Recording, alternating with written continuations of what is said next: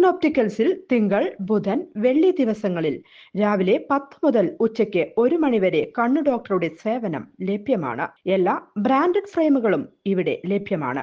Driving ലൈസൻസിനുള്ള സർട്ടിഫിക്കറ്റുകൾ കൂടാതെ ഡോക്ടർമാർ നിർദ്ദേശിക്കുന്ന എല്ലാ തരം കണ്ണടകളും ജോൺസൺ ഒപ്റ്റിക്കൽസിൽ നിന്നും ലഭിക്കുന്നു.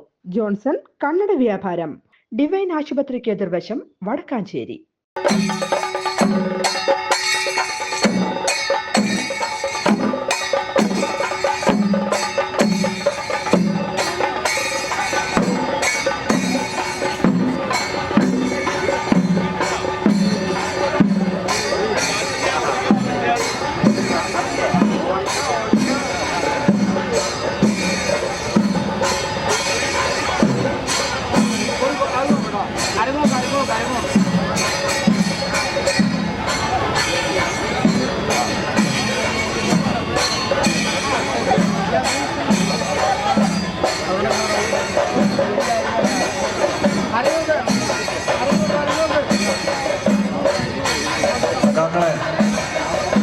വടക്കാഞ്ചേരി നഗരസഭ LDF നിലനിർത്തുമെന്ന് CPM സംസ്ഥാന കമ്മിറ്റി അംഗം MM വർഗീസ് അഭിപ്രായപ്പെട്ടു.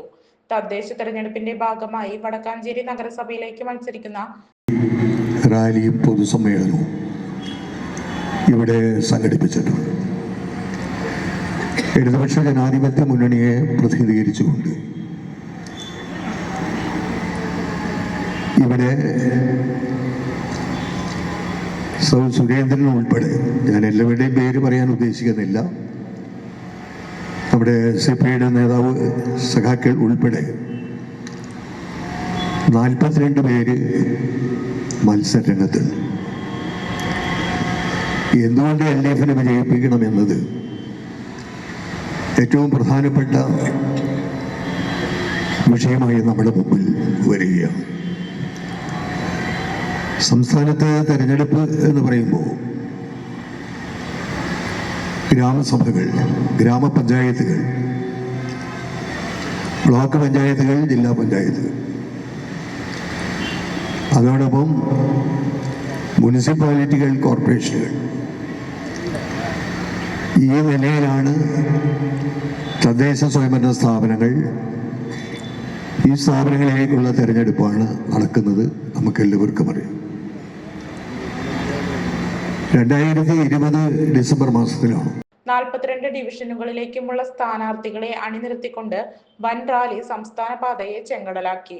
നാടൻ കലാരൂപങ്ങളും വാദ്യങ്ങളും റാലിയെ അനുഗമിച്ചു. വടക്കാഞ്ചേരിയിൽ നിന്നും ആരംഭിച്ച റാലി ഓട്ടുപാറയിൽ സമാപിച്ചു. തുടർന്ന് പൊതുസമ്മേളനം നടന്നു. തിരഞ്ഞെടുപ്പ് കമ്മിറ്റി ചെയർമാൻ MA വേലായുധൻ അധ്യക്ഷത വഹിച്ചു.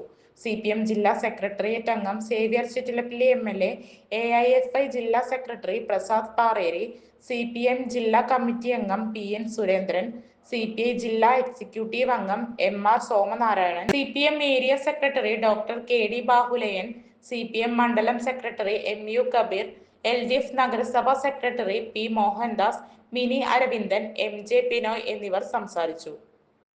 കൂടുതൽ വാർത്തകൾക്ക് ഞങ്ങളുടെ ചാനൽ സബ്സ്ക്രൈബ് ചെയ്യുക. ഫേസ്ബുക്ക് ഫോളോ അപ്പ് ചെയ്യുക. വാർത്തകൾ വേഗത്തിലറിയാൻ Anytime News.